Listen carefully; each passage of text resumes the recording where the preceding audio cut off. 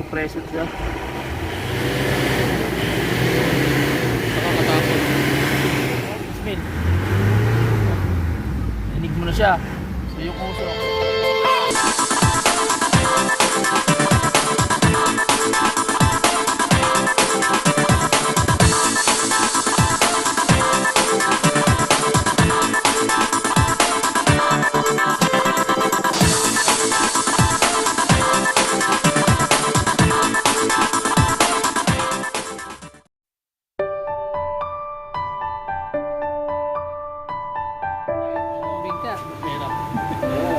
Bumulubi ka. Bumulubi ka talaga. Ang kasa, maganda naman talaga. Ang problema lang kasi, palitan lahat ng pinipalitan. Ano siya guys, nakuha na natin yung yung oil test. So, ito yung oil niya. Gamit tayo ng fluid RX analysis. So, ito yung oil niya kung titingnan natin sa against the light. So far, medyo dark na rin talaga siya. So, kailangan siyang palitan. So, ang gawin natin, change oil tayo. So, dito siya nabilang.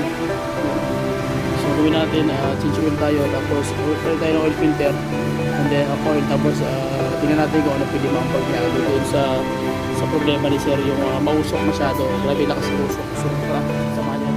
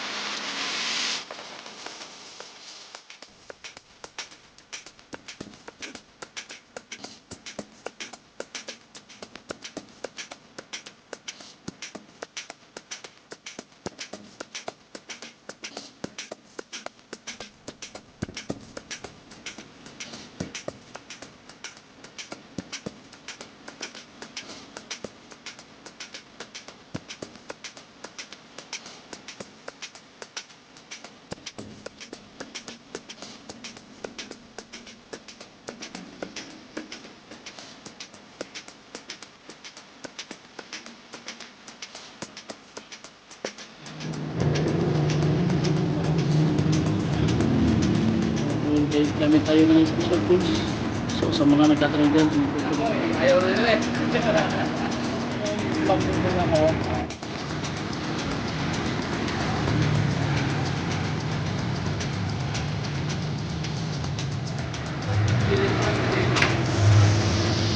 Hindi natin engine.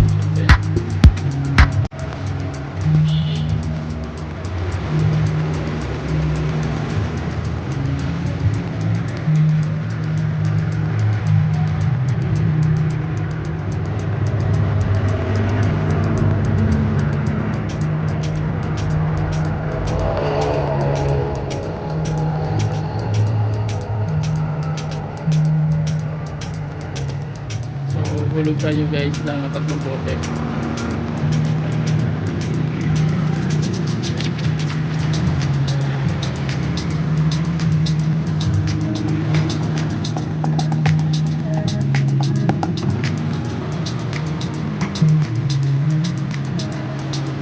So ang gagawin natin, idle lang muna natin ng mga ilang minutes. So ang ating RPM.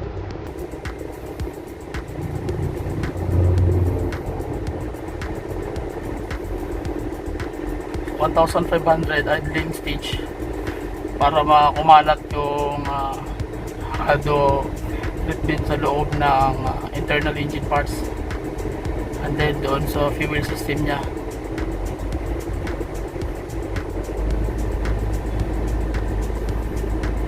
Yan. Tapos 2,000 RPM. Okay, tingnan natin kung anong pwedeng mangyari sa kanya.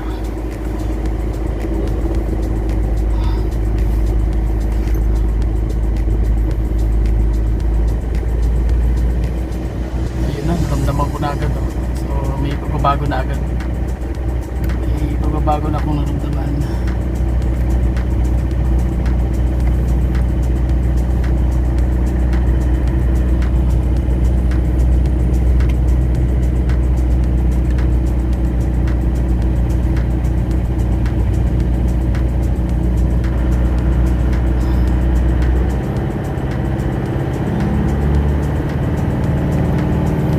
Tapos idle na pa ng konti, mga 2.5.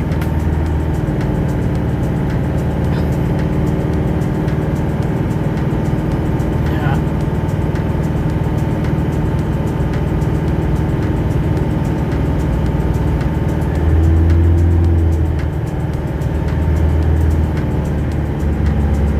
Yun, bumaba yung RPM guys.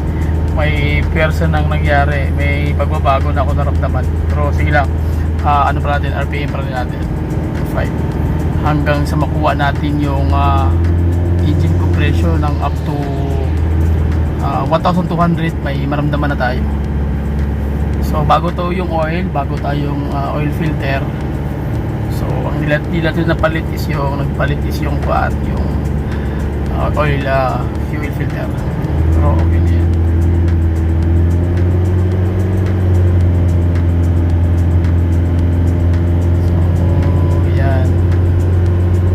Paano pitaos ng 2.8 or 2.9.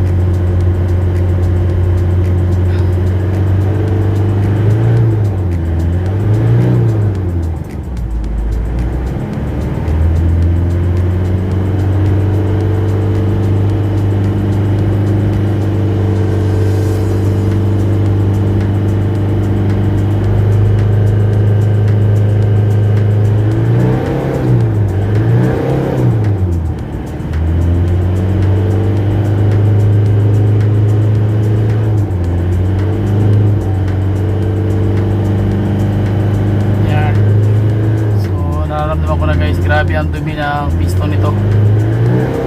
Yun.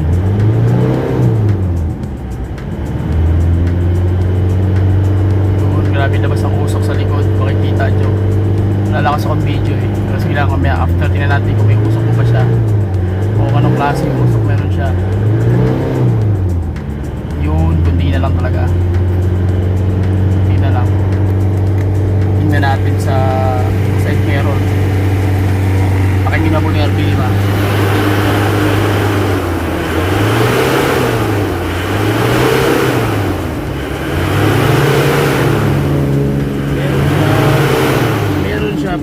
konti na lang.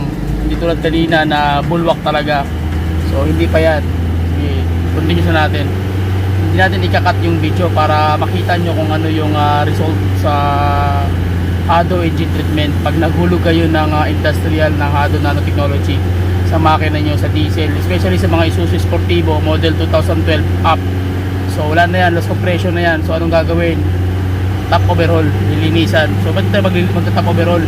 Hulugan natin, hayaan natin si Hado maglinis doon. So downtime, wala tayo hindi sa oras sa panahon, hulog lang. O, tingnan mo yung accelerator, tingnan ko yung sa computer.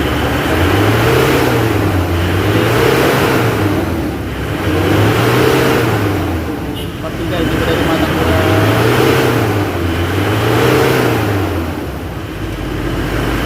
kumalma yung makina guys, tuminin yung engine. So ang gagawin natin may konti ay test drive natin para malaman natin kung ano yung reaction ng may-ari. Yeah, may lakas na, nakita nyo yan, tingnan nyo ha. So hindi gumagana yung vacuum advancer sa aircon. Dapat ako na eh. Sila ka na kami ni ko eh. Makukuha yung saka sa bukid eh. Ano ko? Eh, patred ko. Tingnan mo yung usok na lesson na. Hindi ko kanina. Oh.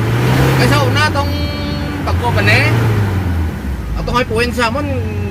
Tingnan nyo guys, responsive na siya oh. Oh. Oh. Oh. Kanina, hindi siya, hindi maramdaman yung ganyang ingay oh. Responsive na siya oh. Oh. Tanawang RPM. Oh, di ba? Oh. Partida, wala pa taga-biyahe yung layo. Kung saan, nang ibiyahe yung layo na eh. Recover siya oh. Oh. Di ba? Palo tayo, tamak na mo, mabalik tayo ng imong gauge. Ibig sabihin, nasa compression. Oh, palo tayo sa pababa oh. Oh. Oh, responsive na siya. Kanina, di ka makarinig ng ganyan ingay. Pag tamak ni mo, wala. Kailangan mong itabakan isagad mo para marinig mo yung galit, yung isog niya ba, ano. Oh. Oh, di ba? Oh, 3 mil. Oh, 3 mil. Rinig mo na siya. So, yung usok. Tignan mo yung usok, hindi na ganong malakas. Kaya, siya, pag naka-treatment, maganda ni, biyahin mo layo. Diretso. O, yung pinaka-braking diretso para recover din yung makina ba. Simple lang, tingala ka, additives lang, ihulog lang, oil lang, nasa naman ang naka-recover. So, ang temperature, ano normal? Normal na yan, sir. Hanggang mag-half. Kasi napa siya thermostat. Huwag mo tanggalin thermostat. So, eto na guys, ang after. Tingnan natin. Responsive na siya, oh. So, ayun, oh. Lakas na, oh. Oh, 1,500 meron na. So, responsive na siya. So, maririnig yung andal ng makina. Nag-open na. Ay, sorry. Okay.